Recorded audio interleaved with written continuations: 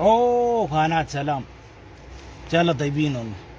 والله يا جماعة انا زعلان زعل. دق علي واحد من البلد امبارح، قال لي يا محمود دار لي 10,000 ريال، عندي مشروع اشتغل بها وارجع لك. قلت له والله 1000 ريال انا ما عندي.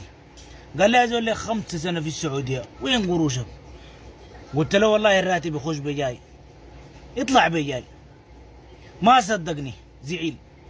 يا جماعة ده الراتب 1800، يعني 1000 1200 1400 1500 1600 1700 1800. ده الراتب 1800 صح؟ وش اللي ده؟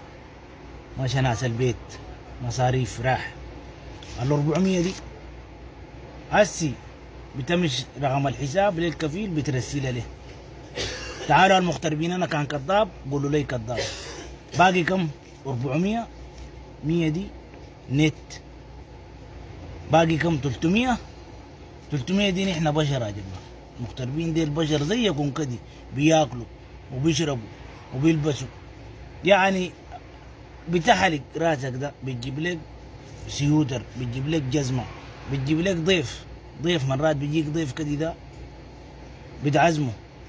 مرات بترجع عليك ضيف ب100 جاي من السودان وضعه تعبان. والله يا جماعة المغتربين ديل ممكونين وصابرين. كان قاعد واحد مغترب 5 سنة 6 سنة وقال لك أنا والله ما عملت حاجة، صدقوا والله يا جماعة. وإن شاء الله يا ربي توفق المغتربين، لأنه الواحد خلى بلده وأهله وجاي ياكل لقمة عيش. والله كل الحب للطيور المهاجرة، وإن شاء الله ربنا يوفقكم. والله يا جماعة المغتربين ديل أقسم بالله شايلينه ما شوية. وأنا ما جبت لك البيت جنبات، ود عمك عمتك حبوبتك دقوا ليك قالوا لك ده عيان في المستشفى، ده كله في راتبك ده. يعني ال 1800 ده ضايع ساي.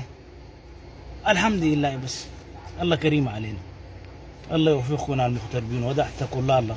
وصلوا الرسالة ده يا جماعة، وصلوا الرسالة دي.